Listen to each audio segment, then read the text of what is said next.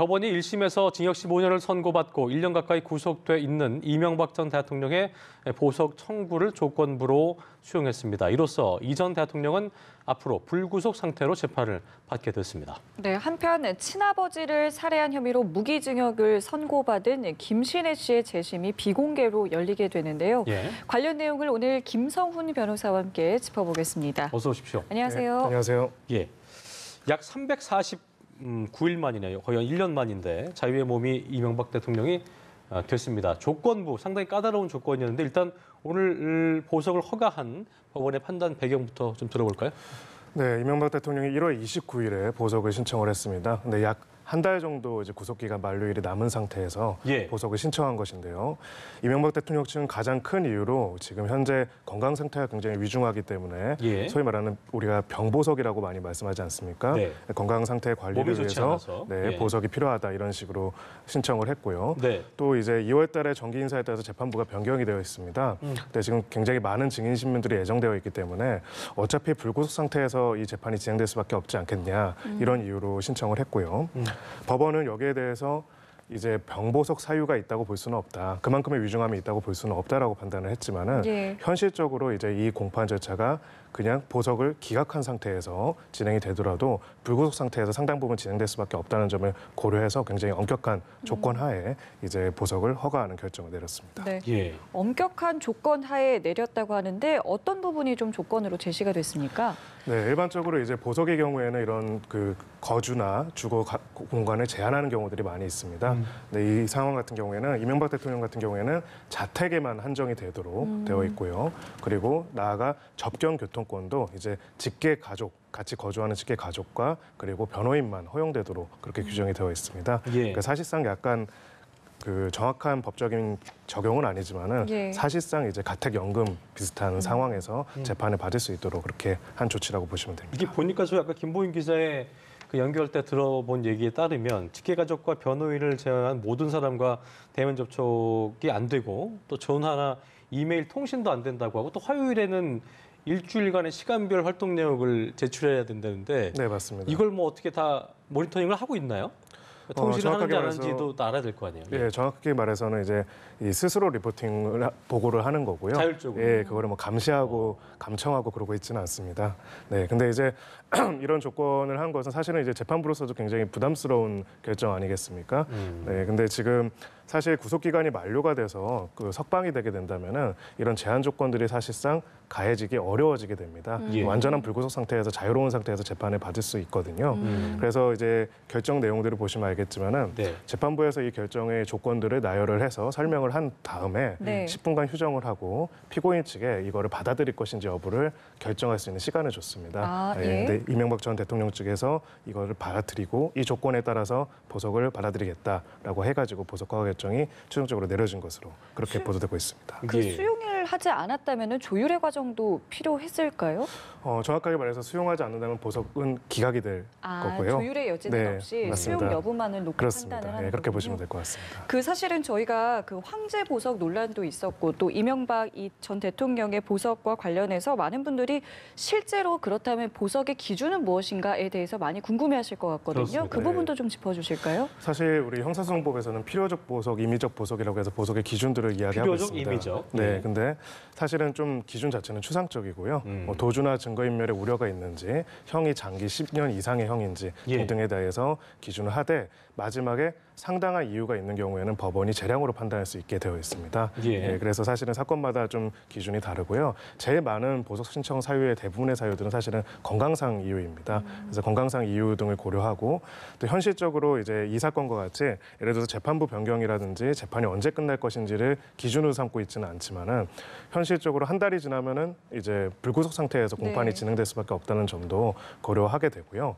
재판부가 변경이 되면은 첫 번째 공판 기일에서는 앞으로의 이제 재판 진행 절차에 대해서 결정을 하게 됩니다. 증인을 언제 소환하고 다음 기일을 언제 잡아가지고 언제쯤 공판을 마칠지에 대해서 잡게 되는데요. 불구속 재판 같은 경우에는 사실은 그 기간들을 좀 더 여유 있게 잡을 수가 있고요. 구속 재판 같은 경우에는 기간이 있기 때문에 좀 촉박하게 잡을 수밖에 없습니다. 그래서 전반적으로 이제 그런 앞으로 진행할 상황이 많은 상황에서 불구속 재판을 염두에 두되 이제 불구속과 같은 유리한 상황이 아닌 형태의 조건을 달아가지고 결정을 했다고 보입니다. 그러니까 보석 기간이 지나고 이제 석방이 할 수밖에 없는 뭐 한 1개월 후에는 그때부터는 불구속 상태로 그냥 편하게 움직이는 데는 뭐 문제가 없는 거죠. 그렇습니다. 이외 활동에서. 알겠습니다. 오늘 오후 한 3:30쯤에 구치소에서 귀가할 것으로 보이는 저희가 뭐 화면이 들어온 대로 또 그 모습을 보여드리도록 하겠습니다. 자, 주제를 좀 바꿔보죠. 친부 살해 혐의를 받고 2003년부터 무기수의 삶을 살고 있는 김신혜 씨의 첫 재심이 오늘 시작되는데요. 사건 초기에 범행을 좀 모두 인정하더니만 현장 검증 직전부터 이제 돌연 뭐 아버지를 죽이지 않았다라면서 이제 태도를 좀 바꾼 건데 일단 시청자의 이해를 위해서 어떤 사건인지 좀 짚어주시죠. 예. 네, 약 19년 전이죠. 2000년 3월 달에 이제 완도에서 김모 씨가 숨진 채 발견되는 사건이 벌어집니다. 처음에는 이제 뺑소니 사건으로 의심이 됐었는데요. 근데 이제 검시를 하고 이제 부검을 해본 결과 시사량의 수면제를 복용한 것으로 나타나 있었습니다. 수면제를. 네, 그래서 이제 타살 의혹이 발생하게 됐고요. 살해 동기가 있는 사람들을 찾다 보니 이제 그 직계 비속인 이제 김신혜 씨가 이제 용의자로 특정이 되었고 체포된 이후에 이제 처음에는 자백을 했었는데요. 이후에는 이제 자신의 자백 내용을 부인을 했지만은 결국 기소가 돼서 최종적으로 대법원에서 무기징역이 확정된 그런 사안이었습니다. 하지만 김신혜 씨는 이제 수사 과정이나 재판 과정에서 처음에 자백한 자신의 내용들을 부인하고 계속 무죄 주장을 했고요. 결국은 2015년경에 이제 대한 변호사의 법률 지원 팀에서 해당되는 내용이 재심 사유가 있다라고 판단을 해가지고 재심 청구를 도와주게 되었고 그리고 2015년 11월 달에 이제 재심 개시 결정 1심 결정이 있었고요. 검찰의 항고와 재항고를 거쳐서 2018년도에 이제 대법원에서 최종적으로 재심을 개시하기로 결정한 그런 사안입니다. 그 재심이 확정된 거는 사법사상 처음이라고 알고 있는데 이 재심의 사유가 충분하다고 본 이유는 어디에 있었습니까? 네, 이제 그동안에도 이제 좀 돌아가신 분들이나 굉장히 오래된 과거사 사건에서는 종종 재심 판결이 이루어졌는데요. 이제 이렇게 지금 현재 구금 중에 있는 복역 중에 있는 이제 기결수에 대해 가지고 이루어진 경우는 처음입니다. 근데 가장 중요한 부분은 이제 재심의 사유는 굉장히 엄격하게 적용이 되어 있습니다. 왜냐하면은 이제 3심에 터져서 최종적인 확정 판결을 받은 사람에 대해서 다시 그 재판을 다시 처음부터 진행을 하는 거기 때문이죠.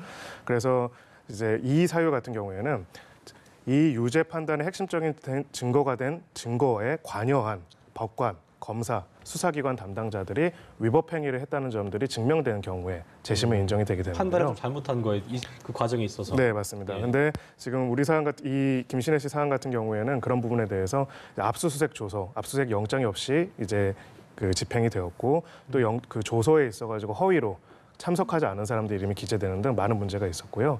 자백을 받는 과정에서도 상당수 가혹행위나 강요가 있었다라는 부분들이 어느 정도 입증이 되었기 때문에 법원에서 재심 개시 결정이 내려진 것입니다. 재심을 하는 거에 있어서 다시 처음부터 이제 차근차근 알아보는 과정인 건데 저희가 이제 항상 뭐 구속이 된 상태에서 판단을 받는 경우도 있고, 그러니까 이거 같은 경우는 어쨌든 상당히 중한 범죄였기 때문에. 구속 상태로 해야 되는 건지 아니면 김신혜 씨 측은 석방 상태에 재판받아야 된다고 했는데 재판부는 김 씨가 형 집행정지를 신청할 수 있는 권한이 없다 판단을 했거든요. 이 부분에 대해서 법조인들은 어떻게 좀 해석을 하고 있습니까? 네, 사실 형사소송법에서는 재심 개시 결정을 할 때 이제 형 집행정지를 할 것인지 여부를 재량으로 결정할 수 있게 되어 있습니다. 법원이 재량으로 판단하는데요.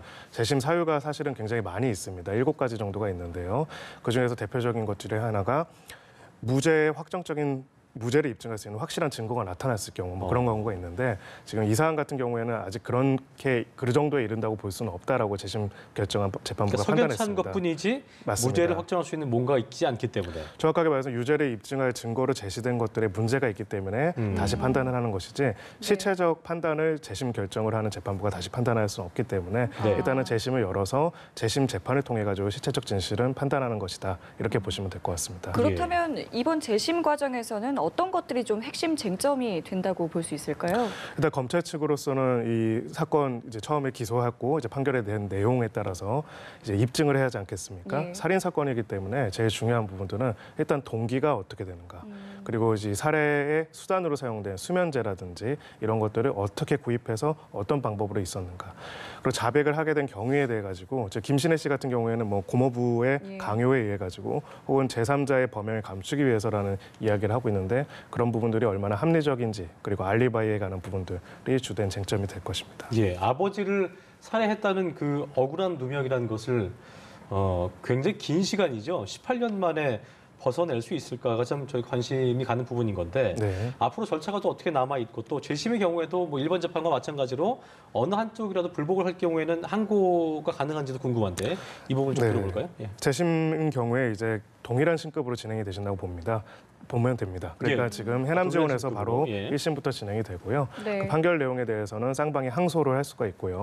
그 결정에 또 판결에 불복을 하면 또 상고도 할 수가 있습니다. 그래서 이제 재심은 말 그대로 이제 완전히 판단을 1심에서 달리한다라기보다는 재판 절차를 다시 시작하는 결정이라고 보시면 됩니다. 근데 만약에 재심을 해서 뭐 대법원에서 최종 확정 판결이 18년 이내로 나왔다.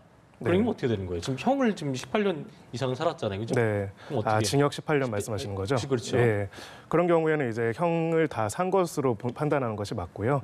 불이익 변경 금지 원칙이라고 해가지고 이제 재심을 한 것으로 인해 가지고 기존 형보다 더 중하게 판단을 할 수는 없습니다. 예, 그렇기 때문에 근데 기본적으로 여러 가지 정황을 봤을 때 이 사안 같은 경우에는 형량이 바뀔 가능성은 별로 없어 보이고요. 그렇군요. 왜냐하면은 이제 기존의 양형에 대한 부분들은 충분히 판단이 3심에서 다 이루어졌는데 유죄인지 무죄인지 여부가 다퉈지기 무죄 때문에 아니면 유죄군요. 그렇습니다. 그럴 가능성이 매우 높습니다. 예, 알겠습니다. 예. 저희 오늘 두 가지 이슈 김성훈 변호사와 함께했습니다. 네. 말씀 고맙습니다. 고맙습니다. 감사합니다.